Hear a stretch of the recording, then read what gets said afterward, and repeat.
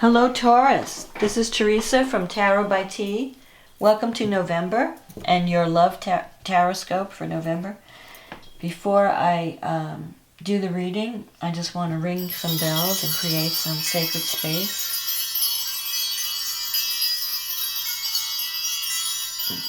Call in some good energy. And actually, I think this light went out. Okay. So, I want to say thank you for subscribing and liking my channel. Thank you for your comments. Thank you for those of you who've ordered readings. I appreciate your business and I hope I was a help to you. I hope these readings are a help to everyone. And let's get on with the Taurus reading for November. What does Taurus need to know about their love life coming up in November? Love and anything else that might be important for November. What does Taurus need to know about love in November? I thought October was going to be easier than September, but October was pretty intense too, with Mars and Pluto coming together and Uranus in the mix. So, a lot of surprises, a lot of surprise information came out in October. So we have this beautiful new moon in Scorpio, and hopefully things will be. It doesn't have any negative aspects to it, so it should be an easier moon than some of the ones we've had in the past. And with a new moon in Scorpio, actually for Taurus, that falls in your relationship sector. So you could be having a new love this month. So let's see what's going on for Taurus. What is happening in November for Taurus in terms of love or anything else important? I usually find that the tarot will tell you what you need to know, not necessarily what you ask. So we'll see what we get. The High Priestess. The Knight of Swords, the Six of Swords, the Ace of Wands, Ten of Pentacles, the Justice card, the Ten of Cups, the Tower, the Knight of Wands, and the Four of Cups. Okay, so the High Priestess. You start the month, the High Priestess is about things happening behind the scenes. So, and because it's falling right dead center, I think it's happening within you. You are involved in something in your life that you're not really telling people about. It could be that you're following your intuition, because the High Priestess is also about listening to that inner voice. So something is guiding you. You may have a plan, but the plan is under development. It's not ready to be broadcast to the world yet. But when you're ready, you will be breaking out of the gate at full speed. Because you have this Knight of Swords crossing you. The Knight of Swords it's the warrior energy. It has warrior energy. So you might be fired up about something. Somebody has waved the red flag in front of the bull, and the bull is angry. And the bull is like, I'm going to take action. I'm tired of being patient. I'm tired of putting up with all this stuff. I'm going to start acting. So you've got a plan, and you're going to start putting that in motion. It could also represent a person in your life, the Knight of Swords, who can be very selfish, self-centered, not thinking about anyone else but themselves. This guy has, or it could be a male or a female. This person has kamikaze energy. They're always like, they have a hair trigger temper. They're always looking for a fight. You know, you open your mouth to say something and they're like down your throat. Or whatever they do, they just jump into things without thinking. So this is kind of a warning too. Before you act, make sure you know what you want and make sure you know what you're doing. Don't just jump into things. Normally Taurus doesn't do that. Normally Taurus is very patient and very careful. All the earth signs are careful. We don't do sudden things. We have to think about it, and get used to the idea. But you're so aggravated that you might be just acting on impulse because you're angry. So it's not good to act from a place of anger. It's better to act from a place of calm. So you need to calm yourself down. And that's another reason why this High Priestess comes up, because it's telling you to meditate, relax, take it easy, think, go within. Don't act out of anger. You might get angry with someone and want to do something reckless. Just go within and say, okay, what do I really want? Let me really think about this situation. What is best for me? So that's the energy I'm getting. The Six of Swords is in the past, so you might be navigating a difficult situation. But you are moving toward greater harmony, because the sixes are always about harmony, and the Six of Swords especially is about moving away from difficulty, moving towards harmony. So your relationships might be they might be improving in November. You're learning how to negotiate. You're learning how to deal with people. And the Six of Swords is also about communication. Using communication to make things better. To create harmony in a situation that has been troubled. The Ace of Wands in the recent past is a new beginning. So you may have started something new recently that you're kind of excited about. It could be a new project that you're involved in, or a new idea that came to you. Like, oh, I'd really like to do this, and you're starting to work on it. You're fired up about it. Because that Knight of Swords energy, that's the warrior energy. You're really ready to take action. It's like almost impatient energy, like I can't wait to get this off the ground kind of energy. And this new beginning is a good idea. Whatever it is, it's going to be good for you financially, because you have the Ten of Pentacles in the future. The Ten of Pentacles is financial security. So it's possible that you started working on something that eventually is going to bring you financial success or more money. You're going to be feeling a lot more secure because of this new beginning, especially financially. And I feel like this Ace is more, not so much a love beginning, but more of a career initiative. So it's a new beginning in career, a career path. You have the Justice card in the near future. So Justice is also about the major meaning of justice, the higher meaning of justice is karma. So it's like whatever you've done in the world, in your life, at some point you're going to get the results of those actions, for good or for bad. Usually the Justice card, when it's upright and surrounded by positive cards, there will be a fair outcome. There will be a fair... so if there's like some legal situation, or if you've applied for a job and you're wondering am I going to hear about this position, the Justice card comes up. It usually means that the result will be favorable. So it could be that you're waiting to hear news, and that news will be positive. Yes, you did get the job. Yes, you did get the loan, or whatever it is that you're looking to get. Where there's a decision being made, the decision will go in your favor.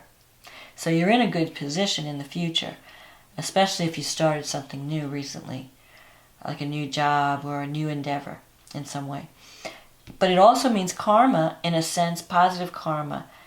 And, a lot of people, they have the wrong idea about karma.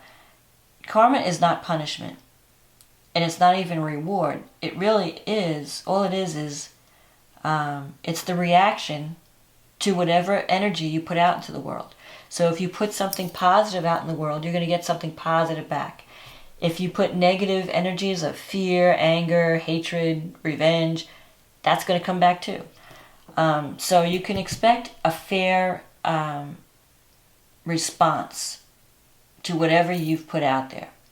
So if you're working really hard on something, you're going to see the results of that. If you're kind of been lazy, then you're going to see the results of that. So you have to really consider your behavior in November. Whatever you put out in the world is going to come back. But for the most part, Justice is a good card. And when it comes up, I think it's a positive card. It usually indicates a favorable outcome or a fair outcome. Especially if you're in an arbitration or some type of negotiation with two people, there will be a favorable decision that like a win-win. Because it is about balance too. It's about balance and fairness. Now, you have the Ten of Cups in your fear and negative thinking, your psychological blocks. So you may want love, but you're doubting that it's possible. So you need to stop that, because what your thoughts create your reality. So if you think negatively, if you think, oh, I'll never meet anyone, I'll never have another relationship, I'll never be in love again, you're going to attract that. So stop thinking that way. Start thinking like, yeah, it's possible. Anything is possible. I can have, whatever I need, I can have. The universe is benevolent. You have to start thinking of the universe or your life as that it has possibilities. It has potential. Don't think of your life as, oh, I'm too old, or I'm too this, or I'm too that, I can't get this, I can't. Don't think in the negative. Think in the positive. That gives hope and opens doors for you. So there is potential with the Ten of Cups. But again, you have these two tens. It's like you're ending a cycle, and then you're going to be starting a new cycle. So you've had a lot of good luck in the past because you had this. You're moving into a new cycle in November, because here's the Tower. This is in your environment. If there's a relationship in your life, it's going to go through major changes. If you are in a relationship, or if you are in a job situation, the Tower usually means breaking down and rebuilding. How can this play out? In a relationship, it could be that someone that you're involved in could have a rude awakening. You may find out some truths, some harsh truths about the people in your life. You're going to find out in November who's on your side and who isn't, because truths are going to come out. This is a wake-up call where you say, you know what, I see the truth now. Now I know what I need to do. And that might involve a change of residence or a move, either a move, a change of job, a change of residence. There's movement with the Knight of Wands. The Knight of Wands can represent, you're like thirsting for adventure. You're bored with your life. Here's the Four of Cups. You're bored, you're feeling underappreciated, you're feeling undervalued. You're ready for action. You're like, I'm looking for something. I want adventure. I want to make some things happen in my life. I am tired of the same old, same old. And you will do that. With that Tower, the Tower is going to shake you out of your complacency. And it's not necessarily a bad card. Some people see the Tower and they say, oh my God, the Tower, you look at this card, there's the building's on fire, people are jumping. What it really means is you've waited long enough to take action. And the longer you wait, the more the pressure builds, until you reach a breaking point where you say, I just can't take it anymore. And then a lot of times what happens is people do things out of reckless desperation. I can't take it, and they quit their job, or I can't take it, they break a relationship. You don't want to do that. You don't want to act from a place of reactivity. You don't want to get to a point, where you just blow up, where you explode. You're at critical mass, and Taurus is very good at doing this. We let things, we have patience, and we put up with stuff, and then all of a sudden, like one little thing, and we blow up. It's like, okay, that's it. That was the last straw. So you don't want to be that. You don't want to explode. You want to think about where you want to go before you get to that point. Because that's when you make mistakes. When you act from a place of anger or reactivity or frustration, the tendency is to make the wrong decision. You want to take some time out. Follow that queen of the High Priestess. This is the key. The key is to go within and calm yourself down. Don't let the external, whatever's going on outside of you, it may be upsetting and it may be crazy making. Find your center and find your calm, and find your balance, because here's the justice, and then you'll make the right decision. You may still decide to leave a relationship or leave a job, but you'll be doing it with careful planning. You won't be doing it from a place of anger or, impulsive behavior that, without thinking. You want to be thinking. You want to be feeling. You want to use your intuition. And the only way you can tap into that inner voice is by calming yourself down. Don't get reactive, because you're going to be reacting. You're going to be reacting to stuff that's happening in November. There's going to be a lot of surprises. Either at work, people might be leaving, or you're going to find out some truths are going to come out. But the good thing is that once the truth comes out, you know what to do. You don't have to guess anymore. And so then you make some real change. And change, with the Tower, if something is taken away with the Tower, let it go. Because it's preparing you for something better. You have to watch out for this Knight of Wands, though, also. I have to say this, because whenever the Knight of Wands come out, these cards have multiple meanings. On the one hand, the Knight of Wands as a situation can mean change of job. You're looking for adventure. You may want to move to find another job, or you might feel like, I don't want to live in this house anymore, or this neighborhood, I want to move my residence. But also, when it represents a person, the Knight of Wands can mean someone who's kind of a heartbreaker, a big flirt, someone who's irresponsible. So you might be connecting with someone who promises a lot but doesn't deliver. Someone who, like a snake oil salesman. Yeah, I'll give you this, I'll give you that. So if you're offered anything, because I see this offer coming up, the Four of Cups, here's you, bored and looking for new opportunities. You may get an opportunity, but make sure that whatever they're offering you is actually what you're going to get. Because I feel like there might be some offer that comes up and they might be promising all these things, but then when you get there, it's going to change. So be careful with the offers you accept. Because I feel like you really don't want to leave the situation you're in, but you might be forced to for some reason. Maybe for financial reasons, or because you're just not growing and you feel bored. So I'm not saying don't leave. I'm just saying consider all the offers that come in, and make sure that whatever they're offering you, you get it in writing, or it's not just talk and all empty promises. So you have to be careful of that. But I think you are ending a cycle and moving on to something new and something better. And ultimately you will reach a much more secure place financially. And it will work out in your favor. Things will work out in your favor when the dust clears. But there is going to be some reshuffling, reorganization. There'll be some surprises coming up in November. But you're in a good place, so I wouldn't worry about you. Just keep your temper down. Don't. One thing about Taurus, we don't show anger until it's too late. People think that Taurus, we're so calm and nothing ever gets us angry. We do have a breaking point. And you may reach that breaking point in November. Somebody may push you just a little bit too far, and then you're going to blow up. Well, don't blow up. Learn how to communicate. Don't let it get to that point, is what I'm saying. If someone's pushing you, you need to communicate before you explode, and try to resolve things in a fair way. That's the energy I'm getting for November for Taurus. So I just want to say thank you. Thank you for watching. Thank you for liking and commenting.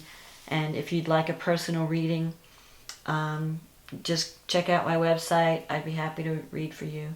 I do it through Skype or email or by phone if you're in the United States.